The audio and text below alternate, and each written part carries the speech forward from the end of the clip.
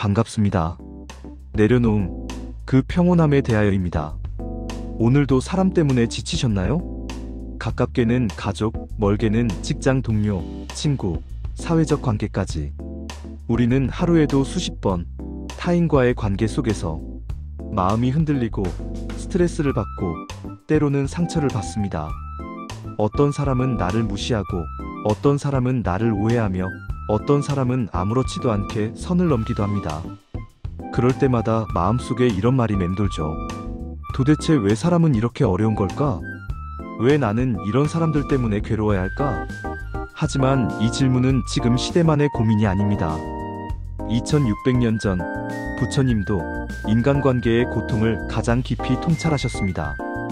인간의 고통은 사람에서 시작되며 그 고통의 끝도 사람을 내려놓음에서 온다. 부처님께서 직접 하신 이 말씀처럼 사람 관계는 우리 인생의 가장 큰 수행이자 가장 큰 괴로움의 원인이기도 합니다. 그래서 오늘은 부처님의 말씀을 바탕으로 사람 때문에 힘든 우리 모두에게 진짜 도움이 되는 인간관계의 해답을 함께 찾아보려 합니다.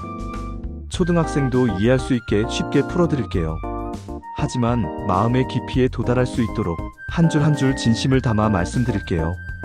이 영상을 끝까지 보신다면 사람에 대한 집착이 조금은 사라지고 그로 인해 마음이 훨씬 가벼워지실 겁니다. 그럼 시작합니다. 1장. 사람 때문에 괴로운 진짜 이유. 부처님은 이렇게 보셨다. 여러분, 우리가 사람 때문에 괴로운 진짜 이유는 뭘까요? 부처님께서는 딱 잘라 이렇게 말씀하셨습니다. 괴로움은 집착에서 비롯된다. 저 사람은 나를 좋아해야 해. 나는 인정받아야 해. 그 사람은 나처럼 행동해야 해. 이런 마음이 집착입니다. 그런데 문제는 우리는 그것을 당연한 기대라고 착각하고 살아간다는 거예요. 그래서 그 기대가 무너질 때 상처받고 분노하게 됩니다. 부처님은 말씀하셨습니다. 그대의 마음을 다스려라. 타인을 통제하려는 마음을 버려라. 이 문장은 굉장히 중요합니다. 사람은 바뀌지 않습니다. 아니, 바뀔 수도 있지만 내가 바꾸려고 하면 오히려 더 멀어지게 되어 있습니다. 예를 들어볼까요? 회사에서 동료가 나만큼 일을 하지 않아요. 나는 늘 야근도 하고 책임감 있게 일하는데 그 사람은 대충대충 시간 때우기 식으로 일합니다. 당연히 짜증이 나겠죠. 왜 나만 이렇게 고생해야 해? 라는 생각이 들고 마음속 분노가 쌓입니다.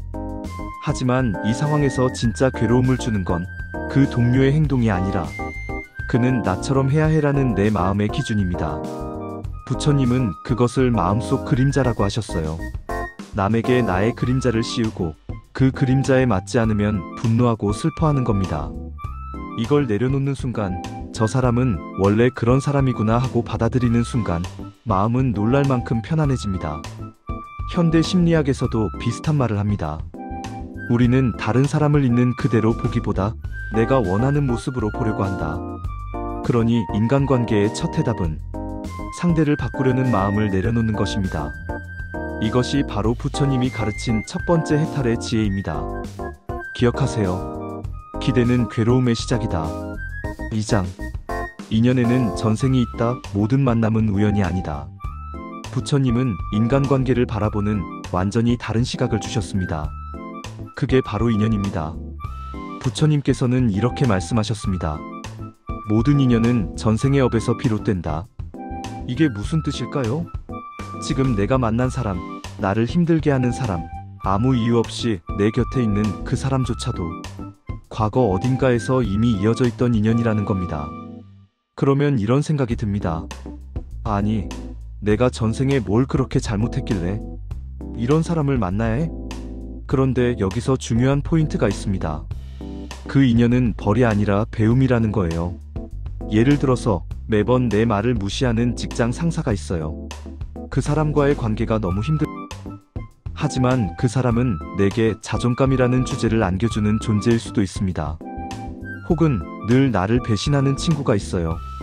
그 친구는 내게 신뢰란 무엇인가, 그리고 내가 어디까지 감정적으로 허용해야 하는가를 깨닫게 해주는 인연일 수 있습니다. 그러니까 사람은 선생님입니다.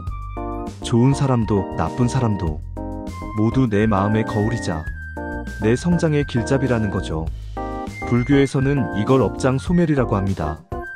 과거의 업이 지금의 관계로 나타났을 때 그 관계를 통해 나 자신을 깨닫고 더 나은 마음으로 승화시킬 수 있다면 그 업은 해소되는 것입니다. 그러니 어떤 사람을 만나든 왜 저런 사람을 만났지? 가 아니라 이 인연은 나에게 어떤 가르침을 주는가?로 바라보는 것, 그게 바로 지혜로운 수행자입니다. 사람 때문에 힘들다면 지금 이 순간의 인연이 당신을 더 단단하게 만들기 위한 수업일 수도 있다는 것, 그걸 기억해 주세요. 그 사람은 거울입니다. 관계는 나를 비추는 거울. 부처님은 이런 말씀을 남기셨습니다. 타인을 비난할 시간에 자신의 마음을 들여다보라. 우리는 흔히 누군가를 미워하거나 왜 저 사람은 저 모양이지? 라고 생각합니다. 하지만 부처님은 그렇게 말씀하셨어요. 상대가 나를 불편하게 만든다면 그건 내 안에 있는 무언가가 반응하고 있는 것이다. 예를 들어봅시다. 직장에서 말투가 예의 없는 후배가 있습니다. 그 사람이 그냥 하는 말인데도 왠지 모르게 매번 기분이 상하죠. 그럴 때 내 안의 감정은 이렇게 속삭입니다. 나를 무시하는 거야? 나를 인정하지 않는 거야? 하지만 진짜로는 그 사람이 나를 무시하는 게 아니라 내가 무시당하면 안 된다는 두려움을 갖고 있기 때문일 수 있습니다.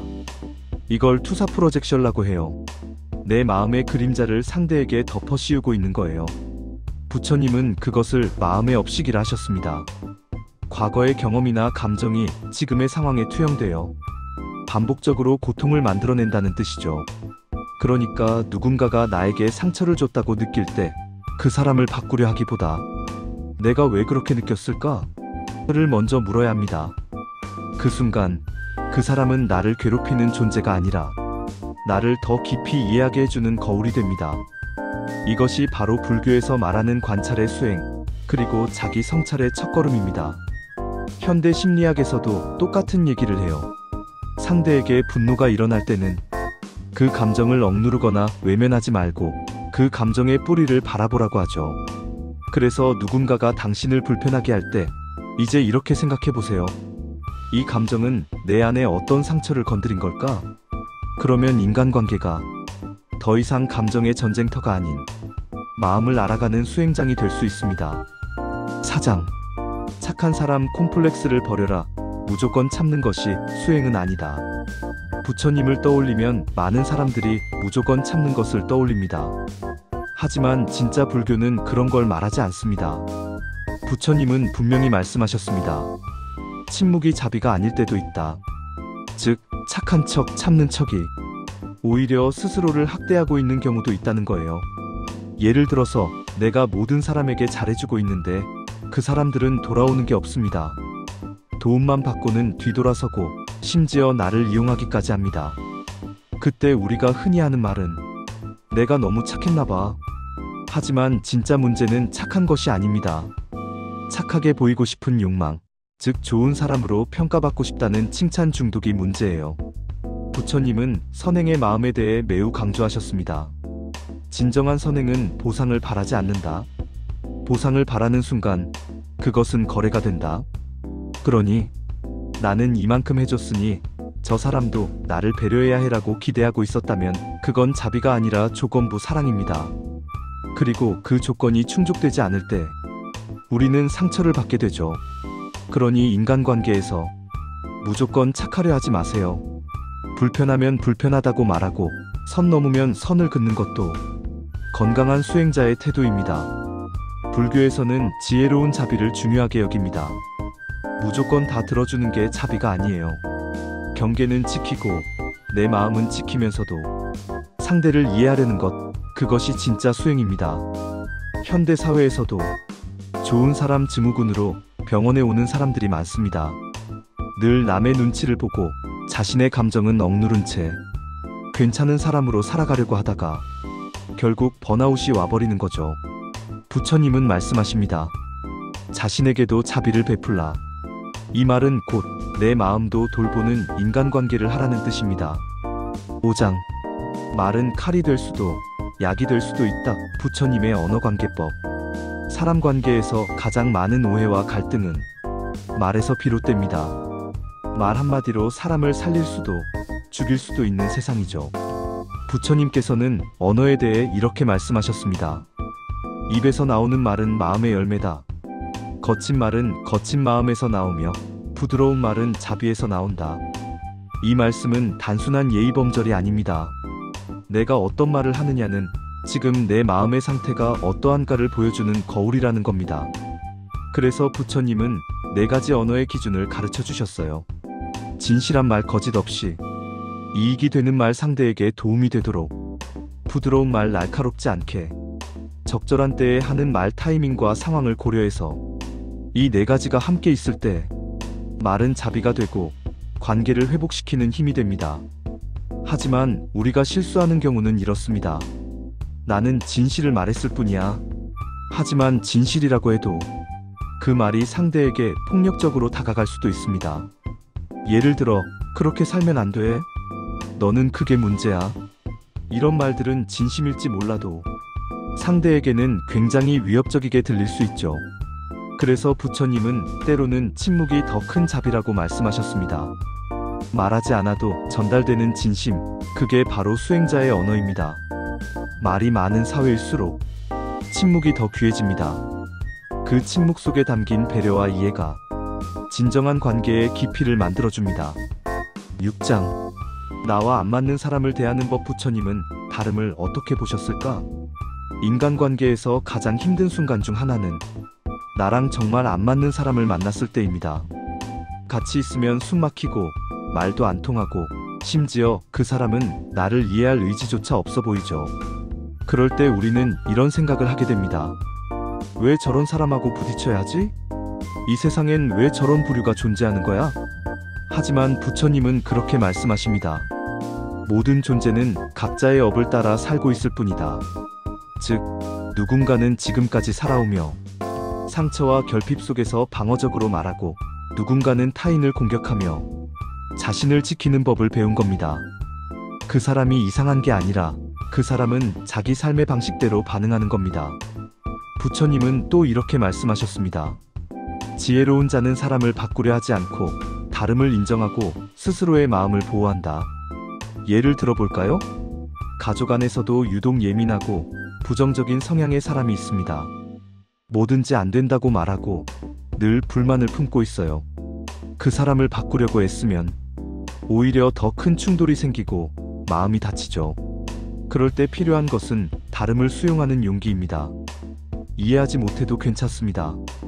다만 그 다름을 억지로 바꾸려 하지 않고 내가 지킬 수 있는 선을 세우는 것, 그것이 관계를 망치지 않으면서도 스스로를 지키는 지혜입니다. 불교에서는 이것을 자비와 분별이라고 부릅니다. 자비는 상대를 인정하는 힘, 분별은 어디까지 허용할지를 정하는 힘입니다. 이 2가지를 균형 있게 쓸 줄 아는 것이 부처님의 인간관계 수행법입니다. 7장. 용서란 무엇인가? 마음을 놓아주는 관계 정리의 지혜. 인간관계에서 가장 깊은 상처는 배신과 오해, 그리고 비난입니다. 누군가를 믿었는데 그 사람이 등을 돌렸을 때, 혹은 내가 한 말이 왜곡돼서 다른 사람들에게 퍼졌을 때, 그럴 때 우리는 마음속으로 끓는 분노를 사귀며 살아가게 됩니다. 하지만 부처님은 이렇게 말씀하셨습니다. 상대를 미워하는 마음은 독을 내가 마시고 그가 죽기를 바라는 것과 같다. 이 말은 정말 유명한데요. 용서는 결국 나를 위한 행위라는 걸 강조하는 말입니다. 우리는 흔히 용서를 상대를 이해하고 다시 잘 지내는 것이라고 생각합니다. 하지만 불교에서 말하는 용서는 다릅니다. 상대가 잘못을 인정하지 않아도 그 사람을 다시 안 보더라도 내 마음에서 그를 놓아주는 것, 그것이 바로 참된 용서입니다. 현대 심리학에서도 억울함과 분노를 품은 채로 살면 면역력이 떨어지고 우울감이 심화된다는 연구가 많습니다. 반면 진심으로 마음을 정리한 사람들은 정신적으로 훨씬 건강하고 안정된다고 하죠. 그래서 부처님은 또 말씀하셨습니다. 상처는 그 사람의 행동이 만든 것이 아니라 그 행동에 내가 반응한 방식이 만든 것이다. 이 말은 우리에게 큰 자율성을 줍니다. 어떤 말을 들었을 때 그걸 붙잡고 고통을 이어갈지 혹은 흘려보내고 자유로워질지, 그 선택은 전적으로 나에게 있다는 것이죠. 이제는 미워하고 있는 그 사람을 조금은 놓아줄 준비가 되셨나요? 완전히 이해하지 않아도 괜찮아요. 완전히 잊지 않아도 괜찮아요. 단지 그 감정에서 조금씩 벗어나는 것, 그게 바로 용서의 시작입니다. 8장. 모든 관계는 무상하다. 인간관계에서 해탈하는 법. 부처님은 늘 무상을 강조하셨습니다. 이 세상에 변하지 않는 것은 없다. 이 말은 인간관계에도 그대로 적용됩니다. 지금 가까운 사람이 영원히 곁에 있으리란 보장도 없고, 지금 소원해진 관계가 영영 끝이라는 보장도 없습니다. 누군가는 떠나고 누군가는 다시 돌아오며, 어떤 관계는 소리 없이 멀어지고 어떤 인연은 아주 짧게 스쳐갑니다. 그때마다 우리는 마음이 흔들립니다. 왜 그 사람은 나를 멀리할까? 왜 나만 이렇게 애써야 할까? 어떻게 이렇게 변할 수 있지? 하지만 부처님은 그 모든 질문에 이렇게 단 하나의 답을 주십니다. 모든 인연은 흐름이며 모든 흐름은 놓아야 평화롭다. 여기서 핵심은 흐름입니다.